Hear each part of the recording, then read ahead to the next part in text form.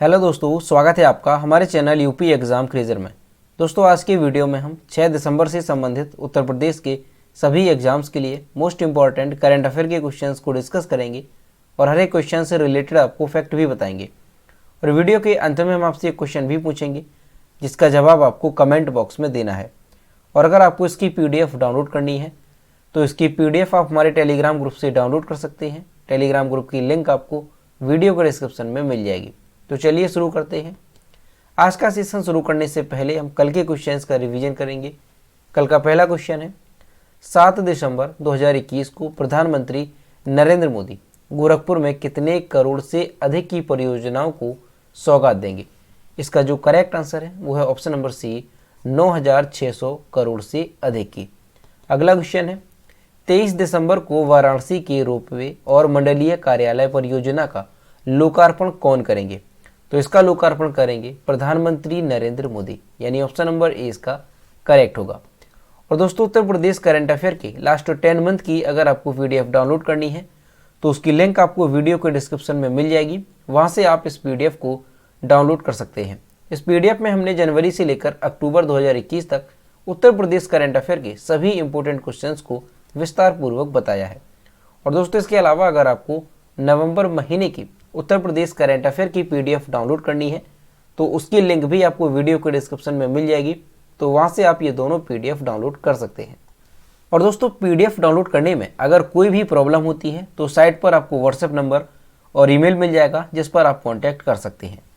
अगला क्वेश्चन है, वित्तीय सहायता प्रदान करके महिला उद्यमियों को सशक्त बनाने के लिए किस बैंक ने ऊषा इंटरनेशनल लिमिटेड के साथ एक समझौते पर हस्ताक्षर किए हैं?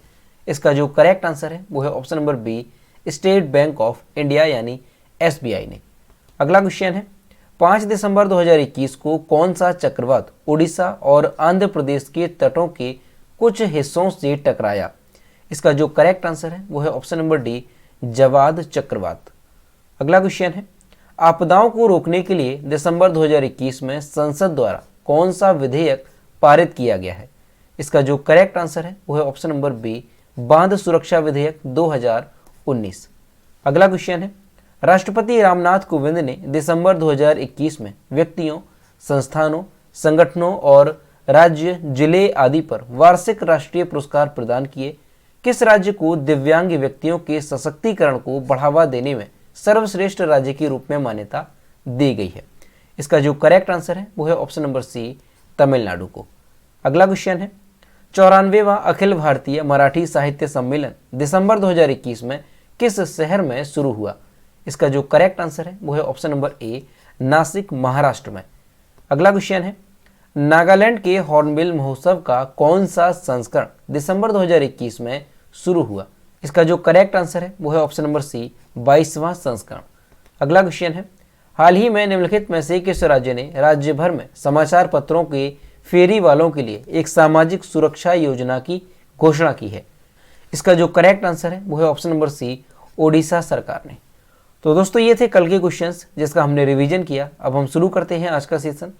आज का पहला क्वेश्चन है, देश में पहली बार उत्तर प्रदेश के किस जिले में तापरोधक खनिज एंडासुलाइट का खनन किया जाएगा? इसका जो करेक्ट आंसर है वो है ऑप्शन नंबर सी, ए और बी दोनों, यानी सोनभद्र और ललितपुर जिलों में तापरोधक खनिज एंडासुलाइट का खनन किया जाएगा। तापरोधक खनिज एंडासुलाइट का खनन देश में पहली बार उत्तर प्रदेश के सोनभद्र और ललितपुर में होगा। इसके साथ ही खनिज संपदा से भरपूर इस क्षेत्र से सोना, रॉक फास्फेट और आयरन का भी खनन सरकार कराएगी। एंडासुलाइट तापरोधक खनिज है। इसका उपयोग स्पार्क प्लग, पोर्सिलेन आदि बनाने में किया जाता है।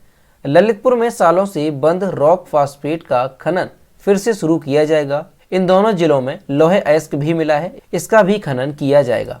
तो दोस्तों, आपको ध्यान रखना है, क्वेश्चन मोस्ट इंपॉर्टेंट है कि जो तापरोधक खनिज है एंडासुलाइट, इसका पहली बार देश में खनन किया जा रहा है। और इसका कहां पर खनन किया जाएगा तो आपको ध्यान रखना है, देश में पहली बार उत्तर प्रदेश के सोनभद्र और ललितपुर जिलों में इसका खनन किया जाएगा। और ये जो खनिज है एंडासुलाइट, इसका उपयोग किसमें किया जाता है तो आपको ध्यान रखना है, स्पार्क प्लग और पोर्सिलेन के बनाने में इसका उपयोग किया जाता है। अगला क्वेश्चन है, रिजर्व बैंक की रिपोर्ट के मुताबिक सेवा क्षेत्र में उत्तर प्रदेश किस स्थान पर रहा? इसका जो करेक्ट आंसर है वो है ऑप्शन नंबर डी, चौथे स्थान पर। रिजर्व बैंक की रिपोर्ट के मुताबिक निवेश और कारोबारी सुगमता में लगातार सुधार ने महाराष्ट्र को दूसरे पायदान पर धकेल दिया है। 2012 से 2020 तक गुजरात का सकल मूल्यवर्धन यानी GVA 15.9% की औसत दर से बढ़कर के 5.11 लाख करोड़ रुपए पहुंच गया है। इसी अवधि में महाराष्ट्र का GVA 7.5% बढ़कर 4.34 लाख करोड़ रहा। सेवा क्षेत्र में महाराष्ट्र 15.1 लाख करोड़ के साथ अब भी देश में सबसे आगे है, यानी नंबर 1 पर है सेवा क्षेत्र के मामले में। सेवा क्षेत्र में तमिलनाडु दूसरे नंबर पर है जो कि 3.43 लाख करोड़ GVA के साथ में। तीसरे नंबर पर अगर देखा जाए तो कर्नाटक 2.1 लाख करोड़ GVA के साथ और यूपी 1.87 लाख करोड़ के GVA के साथ चौथे स्थान पर रहा। यहाँ पर आपको उत्तर प्रदेश की रैंक अच्छे से ध्यान रखनी है। और सेवा क्षेत्र में जो पहले स्थान पर राज्य है वो कौन सा है? तो महाराष्ट्र 15.1 लाख करोड़ के साथ। और वहीं अगर आपसे पूछा जाए कि निवेश और कारोबारी सुगमता में कौन सा राज्य पहले स्थान पर आया है, तो गुजरात पहले स्थान पर आया है, जबकि इससे पहले महाराष्ट्र था जो कि अब दूसरे पायदान पर पहुंच गया है। अब दोस्तों यहाँ पर जो वर्ड है GVA, इसका फुल फॉर्म क्या होता है? तो ग्रॉस वैल्यू एडेड, GVA का फुल फॉर्म होता है। और ये जो GVA है यानी ग्रॉस वैल्यू एडेड, ये क्या होता है? तो दोस्तों ये जो GVA है यानी ग्रॉस वैल्यू एडेड, इससे किसी इकोनॉमी में होने वाले टोटल आउटपुट और इनकम का पता चलता है। इससे ये पता चलता है कि तय पीरियड में यानी तय समय में इनपुट कॉस्ट और रॉ मटेरियल का दाम निकालने के बाद कितने रुपए के सामान और सर्विसेज का उत्पादन हुआ है। इससे अगर हम और आसान भाषा में देखें तो GVA से किसी अर्थव्यवस्था में होने वाले कुल निष्पादन और आय का पता चलता है। यानी जब किसी उत्पाद के मूल्य से उसकी इनपुट लागत और कच्चे माल की लागत में कटौती के बाद जो शेष राशि बचती है उसे GVA यानी ग्रॉस वैल्यू एडेड कहा जाता है। उदाहरण से अगर देखें तो अगर कोई कंपनी 20 रुपए में कोई सामान जैसे कि ब्रेड का पैकेट बेचती है और इसे बनाने में उसे 16 रुपए इनपुट और कच्चे माल की लागत के रूप में प्रयोग किया जाता है, तो उस स्थिति में GVA का जो संग्रहण है वो कितना होगा? तो 4 रुपए, यानी कितना लाभ हुआ है। तो अब आप लोग GVA यानी ग्रॉस वैल्यू एडेड क्या होता है इसे अच्छे से समझ गए होंगे। यानी GVA से किसी देश की अर्थव्यवस्था में होने वाले कुल निष्पादन और आय का पता चलता है। अब दोस्तों किसी देश की अर्थव्यवस्था का पता करने के लिए एक शब्द आपने सुना होगा GDP। तो GDP जो है वो क्या होता है? तो GDP कंज्यूमर के नज़रिए से आर्थिक उत्पादन के बारे में बताता है। इसमें निजी खपत, अर्थव्यवस्था में सकल निवेश, सरकारी खर्चे और नेट फॉरेन ट्रेड निर्यात और आयात का फर्क शामिल होता है। और GDP का फुल फॉर्म क्या होता है? तो ग्रॉस डोमेस्टिक प्रोडक्ट GDP का फुल फॉर्म होता है। अगला क्वेश्चन है, हाल ही में किसने दिल्ली देहरादून आर्थिक गलियारे की आधारशिला रखी है? इसका जो करेक्ट आंसर है वो है ऑप्शन नंबर बी, प्रधानमंत्री नरेंद्र मोदी ने। प्रधानमंत्री नरेंद्र मोदी ने शनिवार को उत्तराखंड के देहरादून में लगभग 18,000 करोड़ की कई विकास परियोजनाओं का उद्घाटन और शिलान्यास किया। प्रधानमंत्री ने दिल्ली देहरादून आर्थिक गलियारे यानी ईस्टर्न पेरिफेरल एक्सप्रेसवे जंक्शन से देहरादून तक सहित 11 विकास परियोजनाओं की आधारशिला रखी, जो लगभग 8,300 करोड़ रुपए की लागत से बनाई जाएंगी। इसमें हरिद्वार, मुजफ्फरनगर, शामली, यमुनानगर, बागपत, मेरठ और बड़ौद को जोड़ने के लिए कॉरिडोर में 7 प्रमुख इंटरचेंज होंगे। इसमें अप्रतिबंधित वन्यजीव आवागमन, यहाँ पर दोस्तों आंदोलन नहीं होगा, क्या होगा? आवागमन के लिए एशिया का सबसे बड़ा वन्यजीव ऊंचा गलियारा जो कि 12 किलोमीटर भी होगा। तो दोस्तों क्वेश्चन मोस्ट इंपॉर्टेंट है, आपको अच्छे से ध्यान रखना है कि प्रधानमंत्री नरेंद्र मोदी ने शनिवार को उत्तराखंड के देहरादून में लगभग 18,000 करोड़ की कई विकास परियोजनाओं का उद्घाटन और शिलान्यास किया। उन्हीं में से दिल्ली देहरादून आर्थिक गलियारे का भी उन्होंने आधारशिला रखी यानी शिलान्यास किया। अब दोस्तों ये जो Delhi Dehradun green field economic corridor है, इसके लिए उत्तर प्रदेश का जो बागपत है उसके 27, मुजफ्फरनगर के 7, शामली के 22 और सहारनपुर के 25 गांवों के 1100 हेक्टेयर जमीन का अधिग्रहण किया गया है। तो दोस्तों ये जो दिल्ली देहरादून एक्सप्रेसवे ये उत्तराखंड और उत्तर प्रदेश में आर्थिक गतिविधियों को बढ़ाएगा और इसके साथ ही इससे राष्ट्रीय राजधानी से देहरादून व हरिद्वार की दूरी घटने के साथ ही आवाजाही सुगम होगी और दिल्ली से देहरादून तक की यात्रा जो है वो 8 घंटे से घटकर के ये अब सिर्फ लगभग 3 घंटे में पूरी की जा सकेगी। तो आपको अच्छे से ध्यान रखना कि प्रधानमंत्री नरेंद्र मोदी ने दिल्ली देहरादून आर्थिक गलियारे का आधारशिला रखी है कहां पर, तो देहरादून में। अगला क्वेश्चन है, हाल ही में दूरदर्शन केंद्र के अर्थ स्टेशन का उद्घाटन कहां हुआ? इसका जो करेक्ट आंसर है वो है option number D, Uttar Pradesh के गोरखपुर में। हाल ही में केंद्रीय सूचना एवं प्रसारण मंत्री अनुराग सिंह ठाकुर और उत्तर प्रदेश के मुख्यमंत्री योगी आदित्यनाथ ने गोरखपुर में दूरदर्शन केंद्र के अर्थ स्टेशन का उद्घाटन किया। इस मौके पर इटावा, लखीमपुर खीरी और बहराइच जिलों में आकाशवाणी के 3 FM स्टेशनों का भी वस्तुतः उद्घाटन किया गया। ये 3 FM station all India radio की पहुंच को भारत नेपाल सीमावर्ती इलाकों तक बढ़ाएंगे। 7 करोड़ रुपए की लागत से बनाया जा रहा यह उत्तर प्रदेश में दूरदर्शन का दूसरा अर्थ स्टेशन होगा। स्थानीय स्तर पर उत्पन्न कार्यक्रमों को दुनिया भर में DTH के माध्यम से सीधा प्रसारण करने में यह अर्थ स्टेशन सक्षम बनाएगा। तो दोस्तों क्वेश्चन मोस्ट इंपॉर्टेंट है, इसे आपको अच्छे से ध्यान रखना है कि उत्तर प्रदेश का दूसरा दूरदर्शन का अर्थ स्टेशन कहां पर स्थापित किया गया, तो ये गोरखपुर में स्थापित किया गया है। और इसका उद्घाटन किसने किया है, तो मुख्यमंत्री योगी आदित्यनाथ और केंद्रीय सूचना एवं प्रसारण मंत्री अनुराग सिंह ठाकुर ने इसका उद्घाटन किया है। अगला क्वेश्चन है, दिल्ली की निजामुद्दीन बस्ती परियोजना ने कितने यूनेस्को विरासत पुरस्कार जीते? इसका जो करेक्ट आंसर है वो है ऑप्शन नंबर सी, 2 पुरस्कार। दिल्ली राज्य की निजामुद्दीन बस्ती योजना ने कुल 2 नए यूनेस्को विरासत पुरस्कार जीते। निजामुद्दीन बस्ती परियोजना ने धरोहर संरक्षण के लिए एशिया प्रशांत पुरस्कार के 2 श्रेणियों में यह पुरस्कार जीते हैं। इस परियोजना के लिए उन्हें अवार्ड ऑफ एक्सीलेंस और special recognition for sustainable development श्रेणी में पुरस्कार दिया गया है। यानी 2 श्रेणियां कौन कौन सी हैं, तो एक तो है special recognition for sustainable development और एक है अवार्ड ऑफ एक्सीलेंस। तो ये दोनों श्रेणियां आपको ध्यान रखनी है। इसके अलावा यूनेस्को ने अन्य देशों बांग्लादेश, चीन, जापान, भारत, मलेशिया और थाईलैंड की 9 परियोजनाओं को धरोहर विशेषज्ञों की समिति को सम्मानित किया है। तो आपको ध्यान रखना है कि दिल्ली राज्य की जो निजामुद्दीन बस्ती योजना है इसने कुल 2 नए यूनेस्को विरासत पुरस्कार जीते हैं। अगला क्वेश्चन है, किस वर्ष तक भारत में 9 परमाणु रिएक्टर स्थापित किए जा चुके होंगे? इसका जो करेक्ट आंसर है वो है ऑप्शन नंबर ए, 2024 तक। भारत ने वर्ष 2024 तक कुल 9 परमाणु रिएक्टर स्थापित करने की घोषणा की है। यह नई परमाणु परियोजना उत्तर भारत में पहले दिल्ली से 150 किलोमीटर दूर हरियाणा के गोरखपुर में आएगी। केंद्र की परियोजना के अनुसार साल 2024 तक भारत में नए परमाणु रिएक्टर और 12 नए अतिरिक्त रिएक्टर भी होंगे जो कि 9000 मेगावाट की क्षमता के साथ बिजली उत्पादन करेंगे। भारत पेरिस जलवायु प्रतिबद्धताओं को पूरा करने के लिए इन रिएक्टरों की स्थापना कर रहा है, जिसके तहत भारत ने 2030 तक शून्य कार्बन उत्सर्जन का लक्ष्य रखा है।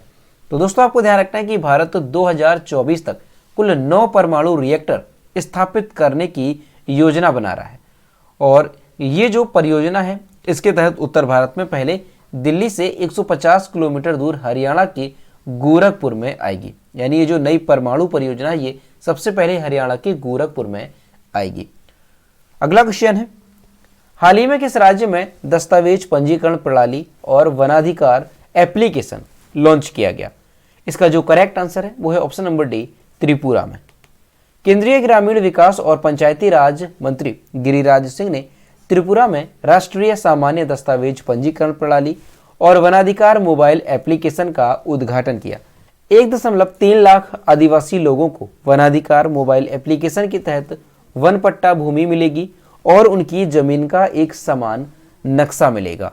इन नई योजनाओं के माध्यम से राज्य के प्रत्येक भूखंड को एक यूनिक आईडी भी मिलेगी। तो दोस्तों आपको ध्यान रखना है कि केंद्रीय ग्रामीण और विकास और पंचायती राज्य मंत्री गिरिराज सिंह ने त्रिपुरा में राष्ट्रीय सामान्य दस्तावेज पंजीकरण प्रणाली और वनाधिकार मोबाइल एप्लीकेशन का उद्घाटन किया।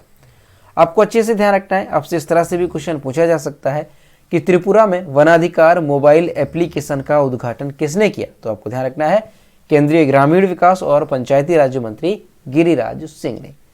दोस्तों यहाँ पर त्रिपुरा की बात है तो ये है मैप में त्रिपुरा। त्रिपुरा की कैपिटल है अगरतला। त्रिपुरा के चीफ मिनिस्टर हैं बिप्लब कुमार देव और त्रिपुरा के गवर्नर हैं सत्यदेव नारायण आर्य। और त्रिपुरा में लोकसभा सीटों की संख्या कितनी है तो ध्यान रखना है 2 यहाँ पर लोकसभा सीटों की संख्या है और 1 यहाँ पर राज्यसभा सीट की संख्या है। अगला क्वेश्चन है, केंद्र सरकार ने कब तक 10,500 जन औषधि केंद्र खोलने का लक्ष्य रखा है। इसका जो करेक्ट आंसर है वो है ऑप्शन नंबर डी, मार्च 2025 तक। केंद्र सरकार ने देश भर में मार्च 2025 तक लगभग 10,500 प्रधानमंत्री भारतीय जन औषधि केंद्र खोलने का लक्ष्य रखा है। 28 नवंबर 2021 तक लगभग 8,533 प्रधानमंत्री भारतीय जन औषधि केंद्र यानी PMBJKS काम कर रहे हैं। इसमें देश के राज्यों और केंद्र शासित प्रदेशों के सभी जिले शामिल हैं। प्रधानमंत्री भारतीय जन औषधि केंद्र के उत्पाद समूह में 1,451 दवाएं और 240 सर्जिकल उपकरण शामिल हैं। तो दोस्तों आपको ध्यान रखना है कि केंद्र सरकार ने मार्च 2025 तक ये लक्ष्य रखा है कि 10,500 प्रधानमंत्री भारतीय जन औषधि केंद्र खोले जाएंगे। अगला क्वेश्चन है, हाल ही में किस राज्य के पूर्व मुख्यमंत्री कोनिजेती रोसैया का निधन हो गया। इसका जो करेक्ट आंसर है वो है option number C, Andhra Pradesh के। आंध्र प्रदेश के पूर्व मुख्यमंत्री कोनिजेती रोसैया का 4 दिसंबर 2021 को निधन हो गया। रोसैया ने तमिलनाडु के राज्यपाल के रूप में भी कार्य किया है। वह 1968, 1974, 1980 और 2009 में राज्य विधान परिषद के 4 बार सदस्य रहे और 2 बार विधानसभा के सदस्य चुने गए। उन्हें 1998 में नरसरावपेट संसदीय क्षेत्र से सांसद भी चुना गया था। तो दोस्तों आपको अच्छे से ध्यान रखना है कि आंध्र प्रदेश के पूर्व मुख्यमंत्री कोनिजेती रोसैया का 4 दिसंबर 2021 को निधन हो गया है। अब यहाँ पर आंध्र प्रदेश की बात है तो ये है मैप में आंध्र प्रदेश। आंध्र प्रदेश की कैपिटल है अमरावती। आंध्र प्रदेश के चीफ मिनिस्टर हैं YS जगनमोहन रेड्डी और आंध्र प्रदेश के गवर्नर हैं विश्वभूषण हरिचंदन। और आंध्र प्रदेश में लोकसभा सीटों की संख्या कितनी है तो आपको ध्यान रखना है 25 यहाँ पर लोकसभा सीटों की संख्या है और 11 यहाँ पर राज्यसभा सीटों की संख्या है। अगला क्वेश्चन है, हाल ही में तितली की नई प्रजाति चॉकलेट बॉर्डर्ड फिल्टर किस राज्य में पाई गई। इसका जो करेक्ट आंसर है वो है ऑप्शन नंबर बी, सिक्किम में। उत्तरी सिक्किम के दजोंगू में तितली की नई प्रजाति खोजी गई है। चॉकलेट बॉर्डर्ड फिल्टर नाम की नई प्रजाति का वैज्ञानिक नाम क्या है तो ध्यान रखना है जोग्राफेट्स जोंगुएंसिस इसका वैज्ञानिक नाम है। यह 2015 के बाद पूर्वोत्तर से विज्ञान के लिए तितली की दूसरी नई प्रजाति है। तो आपको ध्यान रखना है कि चॉकलेट बॉर्डर्ड फिल्टर नाम की जो तितली की एक प्रजाति है वो कहां पर खोजी गई है तो ये सिक्किम के दजोंगू में खोजी गई है। तो दोस्तों ये थे 6 दिसंबर से संबंधित उत्तर प्रदेश के सभी एग्जाम्स के लिए मोस्ट इंपॉर्टेंट करंट अफेयर के क्वेश्चन जो कि हमने डिस्कस किए। अब हम देखते हैं कल के वीडियो को क्वेश्चन जो हमने आपसे पूछा था। तो ये है कल के वीडियो को क्वेश्चन जो हमने आपसे पूछा था, यूपी में फ्री लैपटॉप और टैबलेट वितरण करने के लिए किस पोर्टल को लॉन्च किया गया। इसका जो करेक्ट आंसर था वो ऑप्शन नंबर बी था, डीजी शक्ति पोर्टल। और लगभग सभी स्टूडेंट्स ने इसके सही जवाब किए। और मैं आपसे हर रोज कहता हूँ कि जो भी क्वेश्चन आपसे पूछा जाए तो सभी लोग उस क्वेश्चन का आंसर जरूर किया करो। तो ये है आज का क्वेश्चन, किस अफ्रीकी देश ने 2030 तक बाल विवाह समाप्त करने का संकल्प लिया है। ऑप्शन नंबर ए है दक्षिण सूडान, बी है केन्या, सी है लीबिया और डी है घाना।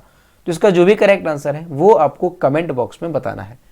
तो दोस्तों अगर आपको आज का वीडियो पसंद आया हो तो वीडियो को लाइक करें, शेयर करें और अगर अभी तक चैनल पर नए हैं तो चैनल को सब्सक्राइब करना ना भूलें। साथ ही बेल आइकन को भी प्रेस करें ताकि टाइम टू टाइम नोटिफिकेशन आप तक पहुंचता रहे। तो मिलते हैं नेक्स्ट वीडियो में। Thank you.